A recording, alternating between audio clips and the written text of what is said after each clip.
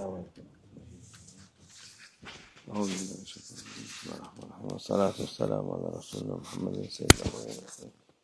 مدد يا رسول الله أصحاب رسول مدد يا مشايخنا دستور مولانا شاء الله فاز شيخ محمد الحقاني مدد طريقتنا الصحبة والخير في الجمعية. بسم الله الرحمن الرحيم. إنما المؤمنون إخوة فأصلحوا إلى أخويكم واتقوا الله لعلكم ترحمون. صدق الله العظيم. Allah Azze ve Celle müminler kardeş diyor. Kardeşler arasında tabi her zaman şey olmaz. Allah Almighty declares that the believers are brothers, and sometimes the relations between brothers may not be good. Bazı arada da kavga olur.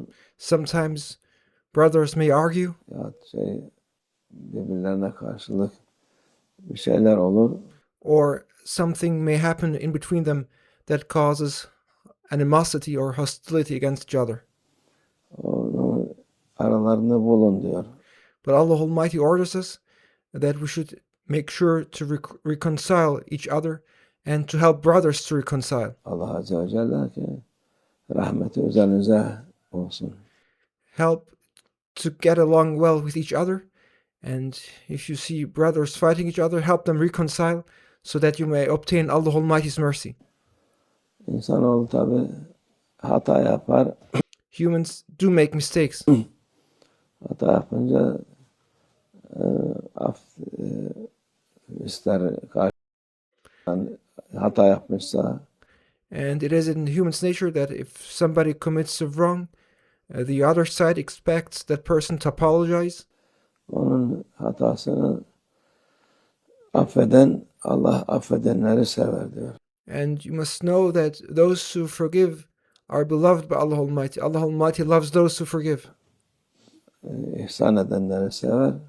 Allah Almighty loves those who are gracious and do goodness. Allah'ın sevgili kulu olmak istersen onu yap. Hem Allah'ın rahmeti üzerine olur.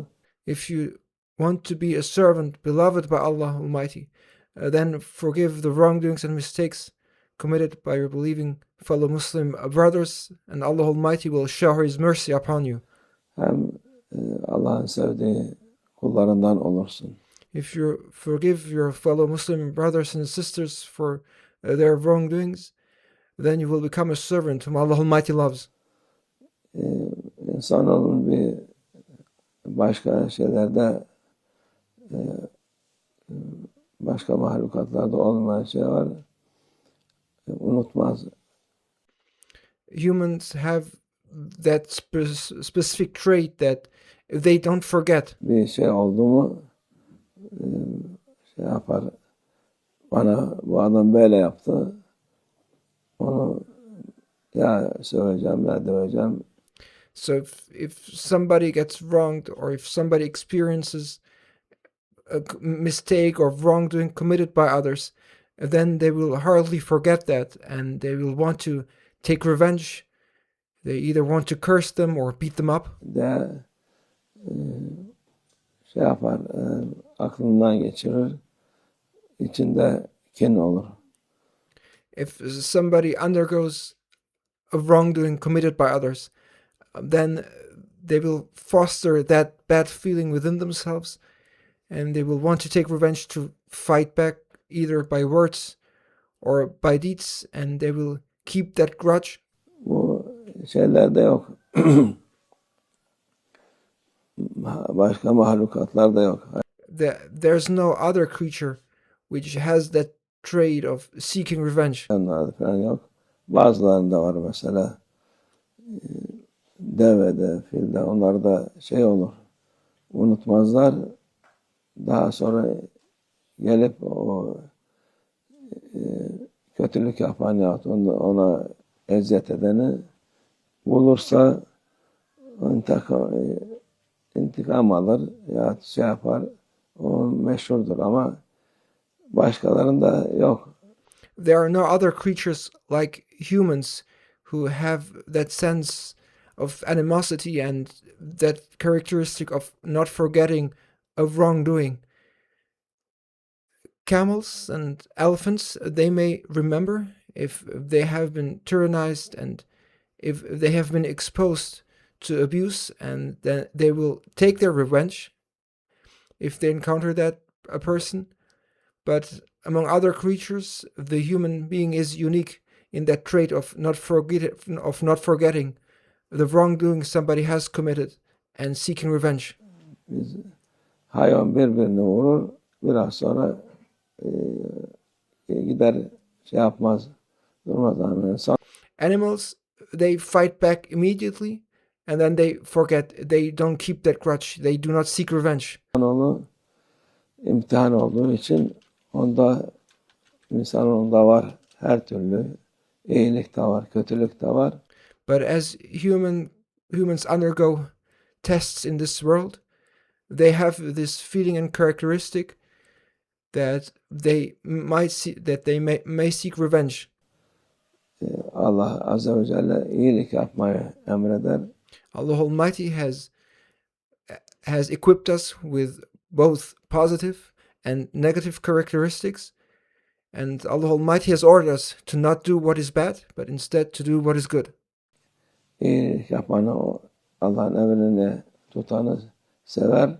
Allah Almighty loves those who do good. Allah Almighty loves those who forgive. Rahmeti üzerine olur. And Allah Almighty's mercy is on those who do goodness and who forgive. Onun için lüzumsuz boş boşuna Allah'ın sevmediği şeyler yapmaya gerek yok. Therefore, you should not waste your time doing things Allah Almighty dislikes. Varsa fazla geçinemiyorsan, hoşlanmıyorsan uzak duracaksın. If you don't get along well with someone, and even if maybe you don't like that person, then don't talk too much to that person.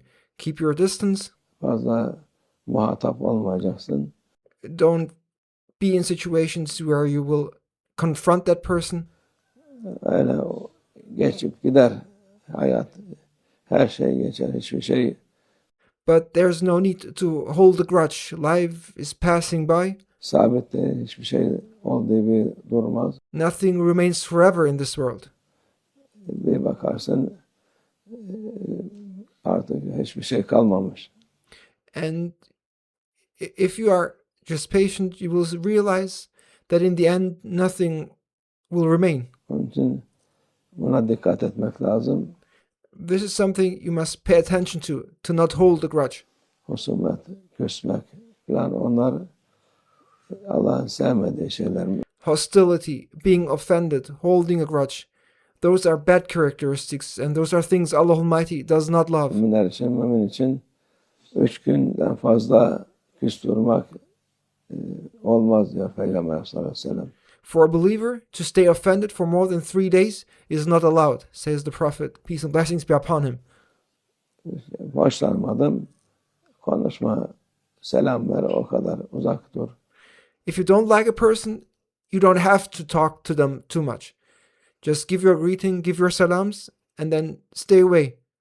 Ama kalkıp da içinde kin tutup da kavga edeceğim, vuracağım, edeceğim demek şeytanın şeyidir, sevdiği şeylerdir. But maintaining that hostility and animosity against your fellow Muslim brothers and sisters, holding a grudge inside, and making that grow, saying things like, I'll fight him, I'll hit him, I'll do this, I'll do that against him. Those are things by shaitan. These are things that shaitan loves. Allah muhafaza etsin. May Allah Almighty protect us from such behavior and such characteristics. Kin tutmak da yani bu kötü ahlaklar insanın maneviyatını yorar.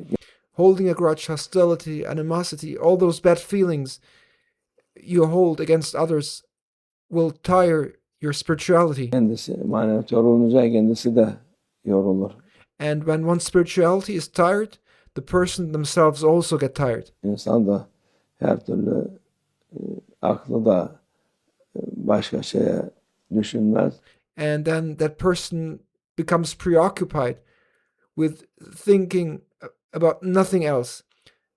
A person's mind who holds a grudge doesn't think about anything else. It only thinks about seeking revenge. Bu şey düşünür. Düşününce de bütün hem maddi hem manevi zarar görmüş olur. And when a person maintains that hostility, those bad feelings, and keeps that grudge, then that person will suffer both material harm as well as spiritual harm. Allah muhafaza etsin.